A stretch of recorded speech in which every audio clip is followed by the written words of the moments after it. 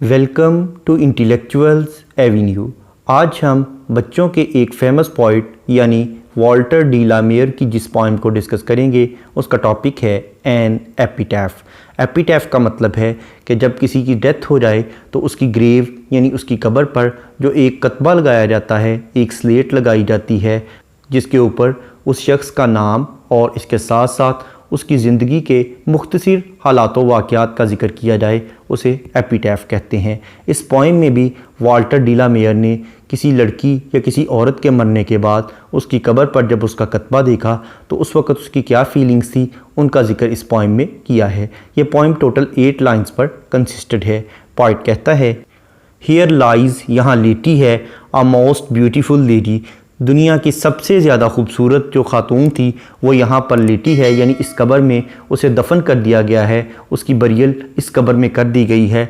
Light of step, जब वो औरत ज़िंदा थी तो वो कहीं भी जा सकती थी, वो कदमों के मामले, अपने स्टेप्स के मामले में बहुत लाइट थी, वो कहीं भी जा सकती थी, यानी वो बहुत मिलनसार थी, हर किसी से मिलती थी।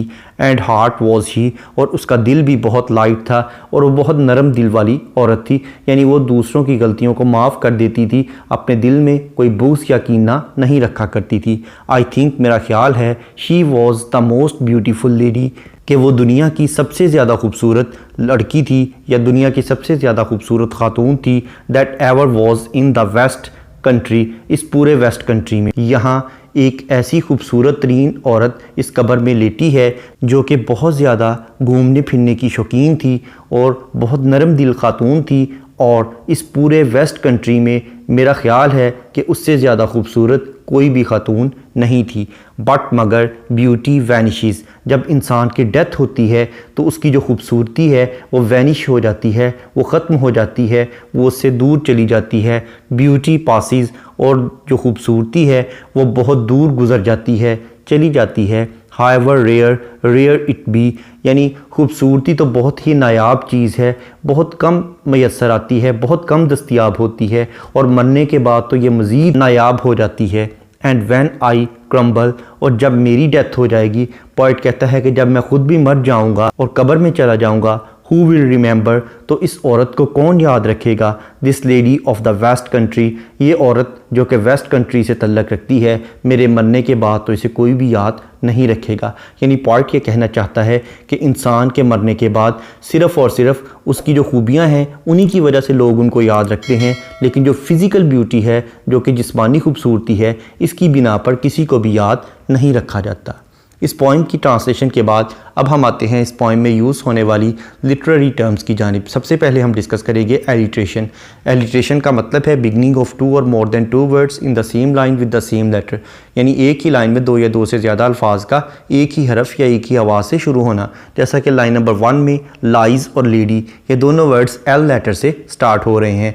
नेक्स्ट है कॉन्सोनेंट्स। कॉन्सोनेंट्स का मतलब है use of same consonant letter in the different words of the same line, यानी एक ही लाइन के मुख्तलिफ अल्फाज में एक ही कॉन्सोनेंट लेटर का इस्तेमाल करना। जैसा कि लाइन नंबर 2 में लाइट और हार्ट, इन दोनों वर्ड्स के एंड पर टी लेटर यूज़ हुआ है जो कि एक कॉन्सोनेंट लेटर है। नेक्स्ट है एसोनेंस। एसोनेंस का मतलब है use of same vowel letter in the different words of the same line, यानी एक ही लाइन के मुख्तलिफ अल्फाज में एक ही वावल लेटर का इस्तेमाल करना। जैसा कि लाइन नंबर 4 में एवर और वेस्ट, इन दोनों वर्ड्स में ई लेटर यूज़ हुआ है जो कि वावल है। नेक्स्ट है कायूरा। कायूरा का मतलब है कि अगर पॉइंट किसी लाइन में पॉज या ब्रेक लेने के लिए कोई पंक्चुएशन मार्क यूज़ करे तो उसे कायूरा कहते हैं। जैसा कि लाइन नंबर 5 में बट ब्यूटी वैनिशेस के बाद कॉमा यूज़ किया गया है।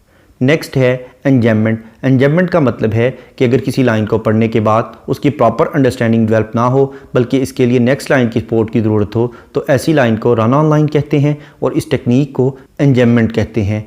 इसके बरक्स अगर किसी लाइन को पढ़ने के बाद उसकी प्रॉपर अंडरस्टैंडिंग डेवलप हो जाए तो ऐसी लाइन को एंड स्टॉप लाइन कहते हैं। अब हम आते हैं वापस एंजैममेंट की जानिब। इस पोइम की लाइन नंबर 7 एक रन ऑन लाइन है, जैसा कि पॉइंट कहता है, and when I crumble who will remember, और जब मेरी डेथ हो जाएगी तो कौन याद करेगा। अब किसको याद करेगा इसकी समझ नहीं आ रही। इसे समझने के लिए हमें नेक्स्ट लाइन यानी लाइन नंबर 8 की सपोर्ट की ज़रूरत होगी, जिसमें वो कहता है this lady of the west country, इस वेस्ट कंट्री की लेडी को मेरे मरने के बाद कौन याद करेगा। उसके बाद अगर हम इस पोइम के थीम को देखें तो सबसे पहले तो इसमें डेथ का थीम हमें मिलता है। इसके बाद पोइट ने यह बताने की कोशिश की है कि असल खूबसूरती इंसान की इनर ब्यूटी है, अंदरूनी खूबसूरती है। अगर इंसान मॉरली और एथिकली अच्छा है तो तभी लोग उसे मरने के बाद याद करते हैं, लेकिन जो आउटर ब्यूटी है, जो कि ज़ाहरी और फिज़िकल ब्यूटी है, इसे लोग नहीं याद रखते और ये टेम्पररी होती है, इसकी परमानेंट कोई हैसियत नहीं है। Thank you for attending this lecture.